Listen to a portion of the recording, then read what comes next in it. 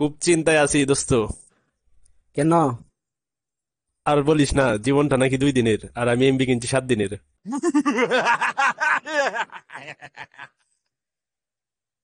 রাগী মেয়েদের দিয়ে বেশি বেশি কাপড় দেওয়ানো উচিত।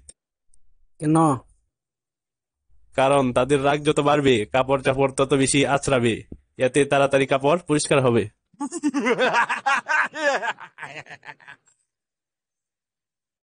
কিরে রবি, তোর কি হইছে? এমন আওলা জাওলা লাগতেছে কেন? মারামারি করছস নাকি? আর বলিস না, গতকাল আমাকে 10 জন মিলে পিটাইছে। তো তুই কি করলি? আমি রাগে বললাম, শালার একটা একটা করিয়া আয়। তারপর? তারপর আবার কি? শালার একটা একটা করিয়া আইসা আরো 10 বার করে আমারে পিটাইছে।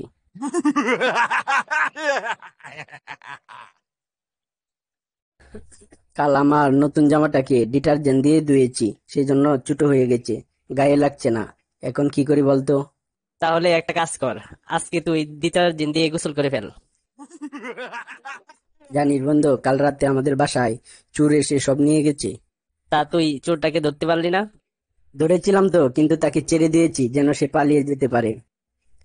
বলিস কি রে, তুই চোরটাকে ধরেও ছেড়ে দিলি, কিন্তু কেন? আমার মাথায় বুদ্ধি বাড়ানোর জন্য। চোরের সাথে তোর বুদ্ধির কি সম্পর্ক?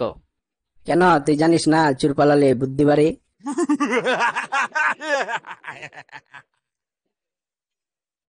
জানিস আমাদের নতুন বাসায় বাবা 3টি সুইমিং পুল বানিয়েছে।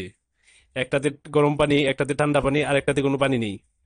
গরম আর ঠান্ডা পানি না হয় বুঝলাম, কিন্তু পানি ছাড়া সুইমিং পুল, এটা বুঝলাম না।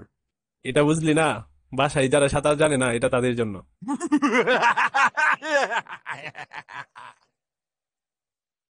কিরে, তোর নাকি 18টা ছেলে মেয়ে, কাহিনী কি?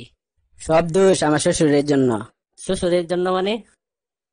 আরে, আমার শ্বশুরকে কথা দিয়েছিলাম, আপনার মেয়েকে কখনোই কালি পেটে রাখবো না।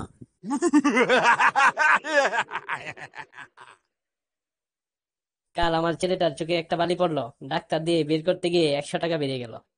আরে ভাই, আমার তুলনায় তো কিচ্ছু না। বেড়াতে বেরিয়ে বউয়ের চোখে একটা শাড়ি পরেছিল, আর আমার 5,000 টাকা বেরিয়ে গেছে।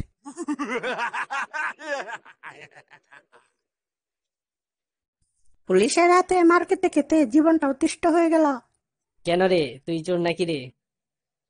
আরে না, আমার বাবা পুলিশ অফিসার। আমি বিয়ে করলাম কেন জানিস? কেন রে? আরে রান্না বান্না, কাপড় কাচা, বাড়িঘর পরিষ্কার করা, বাজার করা, উফ, এত কাজ আর একলা করতে পারছিলাম না, তাই বিয়ে করে নিলাম। দারুণ, তুই কি জানিস এই একই কারণে আমার ডিভোর্স হয়েছে?